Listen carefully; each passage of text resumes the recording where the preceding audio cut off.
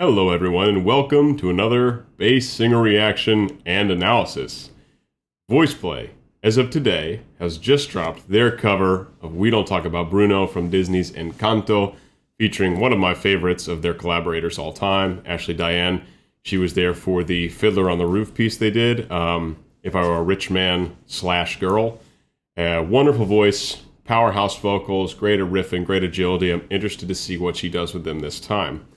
I've already actually done a reaction and analysis to the original We Don't Talk About Bruno, and it was comical how upset some people got at me trying to, just speculating for fun about the plot because I hadn't seen the movie before, as if I should know everything about the characters having seen only that song. So that was pretty funny. But it's gotten a ton of views, ton of really positive attention, and I'm really glad I did it. I'm glad I dove into Disney. I think that's opened up kind of a new avenue for these videos. But today, we're doing VoicePlay. And honestly, it should be out pretty soon, so hopefully it'll come out. This is Friday. Hopefully it'll come out on Monday and kind of strike while the iron's hot. I like to do that, if I can, when groups like VoicePlay come out with a new song. So that's what we're doing today, guys. Please like the video. Please subscribe to my channel.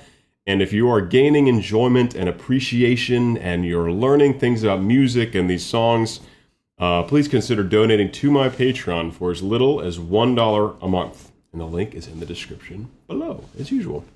So without further ado, let's check out VoicePlay's version, We Don't Talk About Bruno.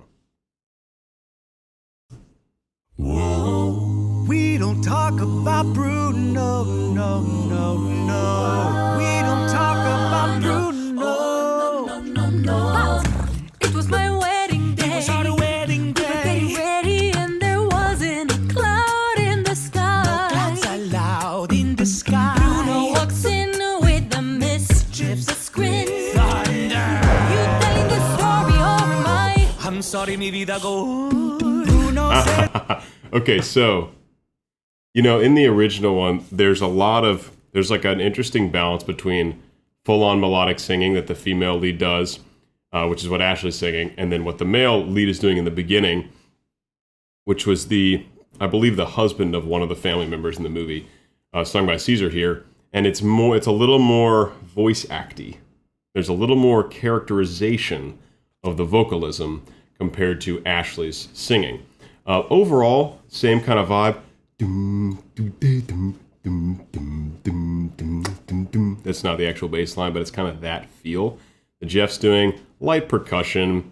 That's most of what's happening. They did have a cool part that I'm going to go back and see real quick where they cut out for a minute. No, no, no, no, no. And then came in with some no's. I always like that. I love a little quick breakdown where elements cut out for a second and then come back in.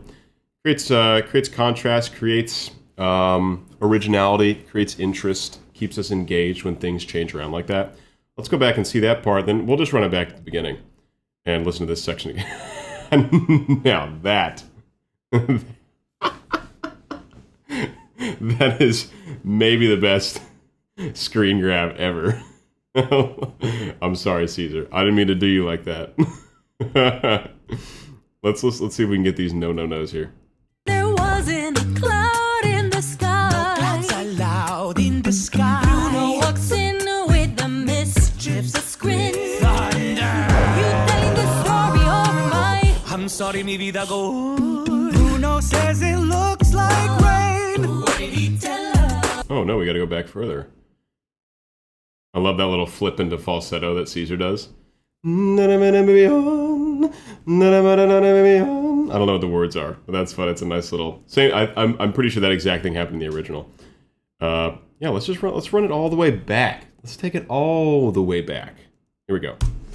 Whoa. We don't talk about Bruno, no, no, no. We don't talk about Bruno, no, no. It was my wedding day. It was our wedding day. We were getting ready and there wasn't a cloud in the sky. No clouds allowed in the sky. Bruno walks in with the mischievous grin. Thunder. You telling the story or my? I'm sorry, mi vida go. Bruno says So that was the first little stop. Did I get farther than this earlier? I remember there was a stop. No, no, no, no. something like that. We'll press forward though. I might have misheard something, but there was a little gap here in where most of the voices cut out. Walks in with the mischiefs, a grin. You telling the story of my. I'm sorry, mi vida go.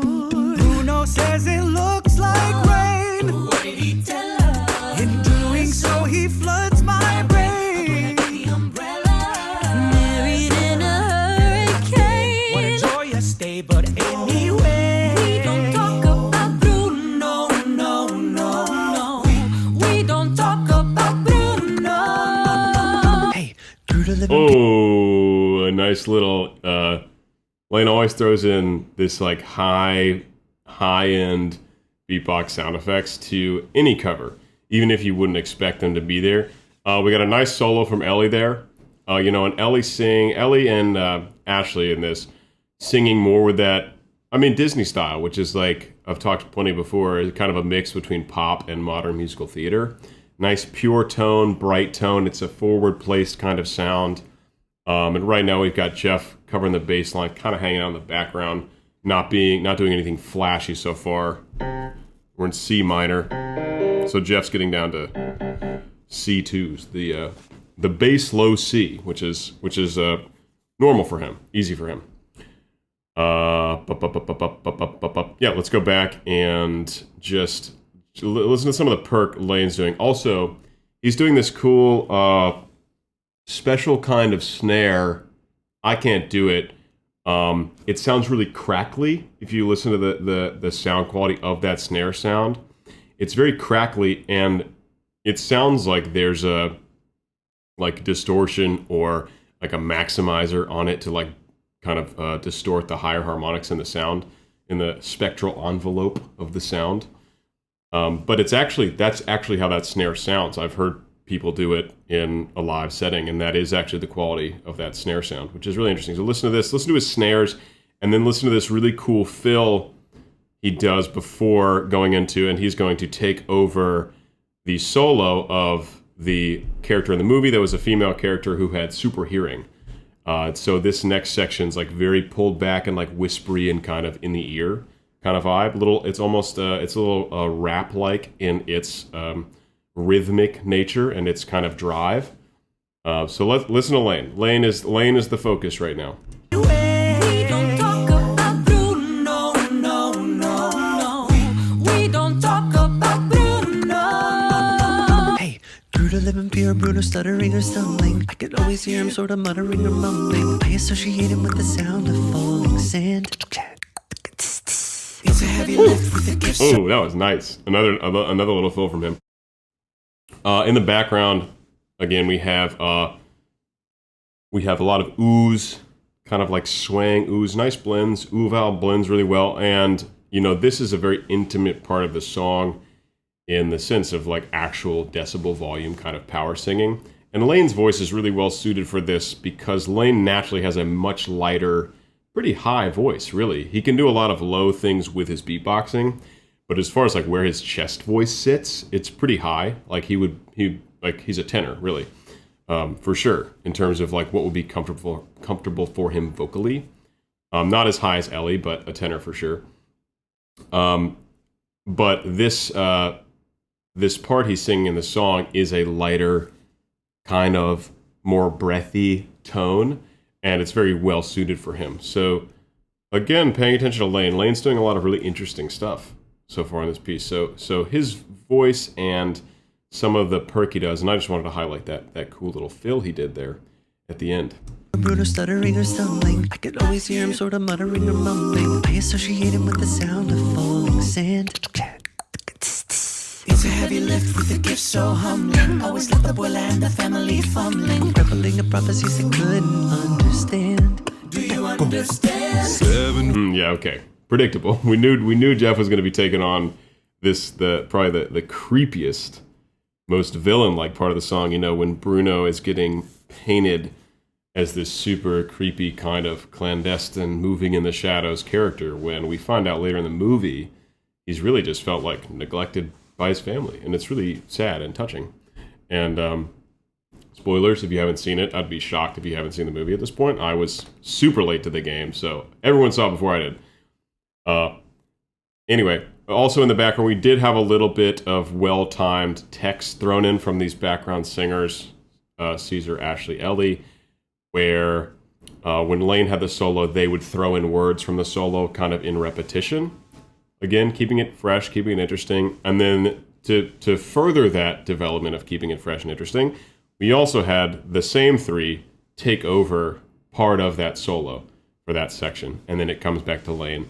And now we're about to get Jeff doing, I can't remember the name of the little boy who shapeshifts, but that's the character. Whose voice is not as low as Jeff's in the original. So this will be all taken down at least an octave, I'm sure. Pulling a prophecies I couldn't understand. Do you understand? 7 foot frame, rats along his back. When he calls your name, it all fades to black. Yeah, he sees your dream. G1. All right, Jeffy boy. You know what he did. These haven't been pulled out in a while, because I don't do purely bass stuff anymore. Jeff, well done. Well done. Here we go. Good frame, rats along his back. When he calls your name, it all fades to black. Yeah, he sees your dreams and feasts on your screams. We don't talk about Bruno, no. Sorry, before we go on, let's get back to that section and focus on elements that are not Jeff real quick. Because there's some cool stuff happening, as usual. Oh, so yeah, so Jeff takes the first part of that solo, then shares the solo with the rest of the crew, and then it comes back to Jeff. Black.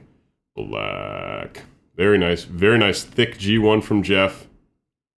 And again, in this part, there is some element. Now, Jeff is certainly singing it more, because that is Jeff always favorites the vocal line, the vocalism, the smooth delivery of sound. Unless he's doing something where it's almost full character voice, like Oogie Boogie, he goes way into the character voice, and it's really, really wonderful to hear. So he's kind of blending the two here. There's a little bit of character voice, of course, on the word rats. Like rats has to be sung. You can go rats. That would sound weird, right? Rats. It has to have that kind of sinister vibe to it. So it's a nice blend. It's a nice blend of those two elements.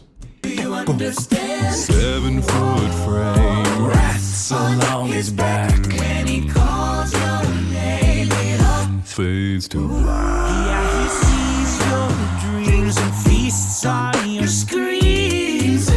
So there really is more. There's more singing. There's more focus on the vocalism than there is on the character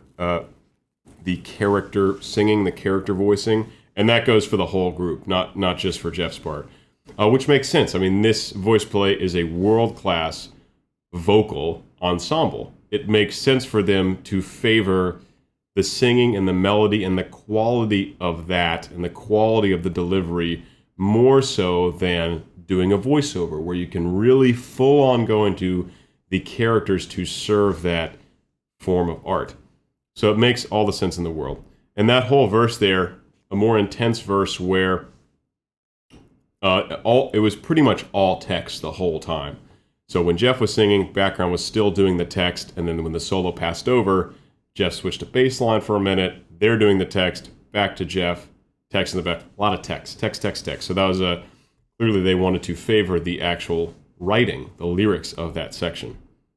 We don't talk about Bruno, no. We don't talk about Bruno. He told me my fish would die the next day, dead. Oh no. He told me I'd grow up new. And just like he said that all of my hair would disappear. Now look at my hair. Your fantasy when your prophecy is read. More G's from Jeff there. That was cool. The like the fast hitting kicks was mad cool there. And they finally hit this. There was a really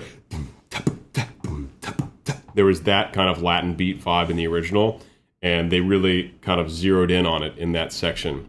That was really nice. And more, again, you see we have this lovely screen grab of Ashley here, who they're doing a lot of character, more so in the acting than the vocalism. So they really are playing the role. Caesar, especially, from what I can tell, is doing a really great job embodying the character while he is acting this piece, which is really great.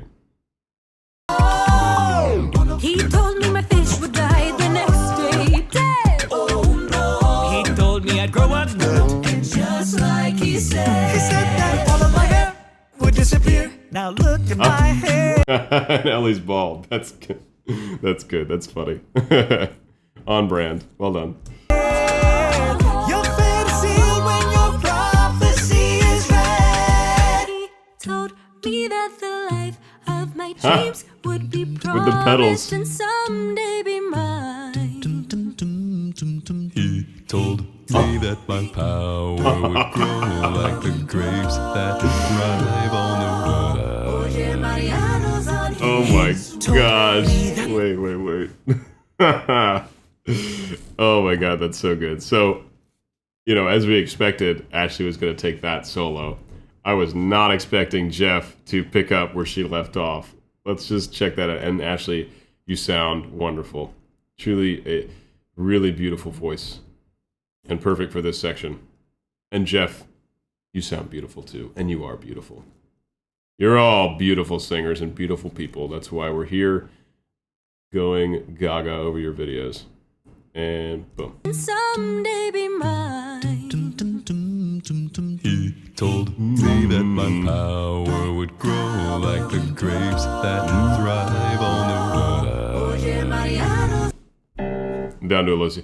He told do. It kind of sounds awesome in bass voice. You find, this is like, as a prime example, look what the Bass Gang did last year. It was all Billie Eilish stuff, because most female leads, when they're singing in their comfortable chest range, is a perfect range, one octave down for the bass voice. This is another great example.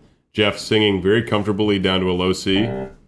Is it just one octave lower, or it might be 2 octaves lower, because in the original, I think in the original it's not the singer's low chest range.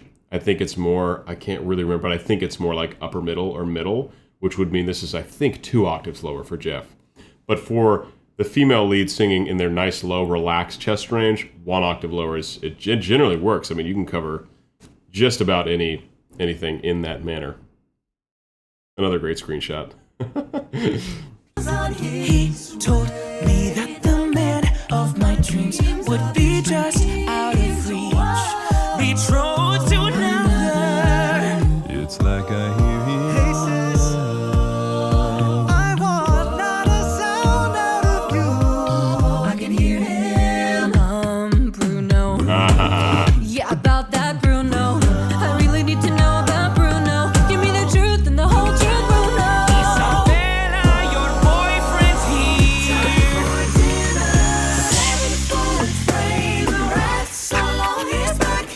He calls you. Whoa, crazy. So Ashley takes over I can't remember the name, the lead in the movie, what I would consider the lead, the little girl who wore the glasses, who didn't have superpowers.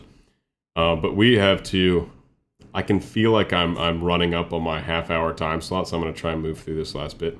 But I do need to figure out what Jeff just did in those subs, because he did like a whole line of subs that was super low. I really need to know about Bruno. Give me the truth and the whole truth, Bruno. Isabella, your boyfriend's here.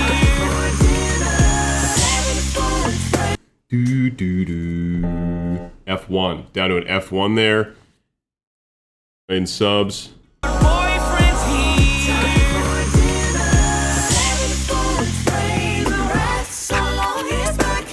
He calls your name, it all fades to black.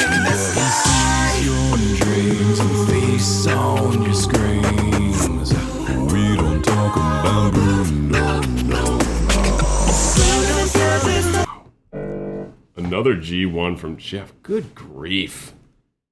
I'll give him another one, because that's also, I like it when he takes a line down into that low chest voice. We'll give him one. We'll give him one. Your dreams and face on your screens.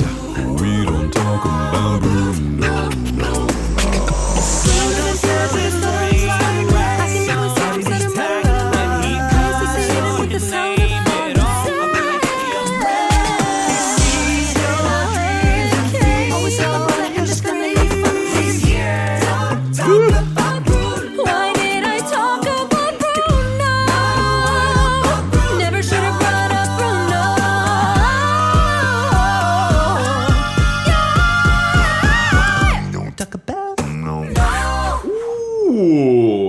Killer ending. Oh man, that was fantastic. So that whole last section, akin to the original, and go back and listen to this if you haven't yet, and listen to how much is happening in the left and right ear, because the screen records in mono, so you're going to hear everything kind of right in your face, and it's going to be very jumbled sounding. You go back and listen to all these elements in the left and right ear, it's just like it's kind of a cacophony of different quotes, and it's the different characters from the movie all kind of singing their thoughts all at once. It's kind of a madhouse. Let's go back and catch this ending, because that was wicked. We got, Ashley did like an incredible riff at the end of If I Were a Rich Man / Girl. Incredible riff. So it's good that they have utilized that ability in her voice. Again, that agility and that power in her upper belting range. So let's check that out. And just kind of see what else happens here in the ending, because that was awesome.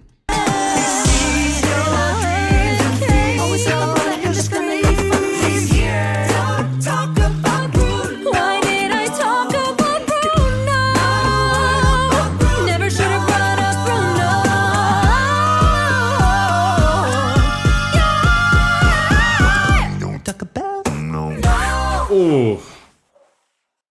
So wicked. So they added about 3 measures of stacking up big belting. When Jeff was, I think, I'm not gonna go back and check. The sound quality sounded more like subharmonics than chest in that final bit there, but it could be on. I'm not gonna go back and check because I think I'm running out of time. And then we get this crazy finish from Lane. And they actually hit the final chord just before you'd expect. You'd expect it to come right on the 1. They hit it just before the 1. A really cool way to end the song. And just a really excellent cover overall. They took a lot of the original material, followed it pretty closely, put their own spin on some things. I really liked Jeff taking the solos that he did, both with the little boy and then the second half of the girl who's like the perfect one or whatever in the movie. She comes down on the swing with the rose petals. That was a really funny, nice comic touch. And like I said, you take it down an octave or 2 octaves depending on where the register is, actually works really nicely in a low bass voice. Some really cool perk from Lane. Some really great character acting from Caesar. Overall, just a really well done job, and it was so nice to see Ashley again. Ashley, you're awesome. Please sing more with VoicePlay. VoicePlay, please bring Ashley in to sing more with you, because I love listening to you guys when she's a part of the crew. So guys, that was it. Please like the video. Please subscribe to my channel. If you gain knowledge, if you had a lot of fun here, experiencing this with me for the first time, please consider donating to my Patreon for as little as $1 a month. I will see you next time. Goodbye.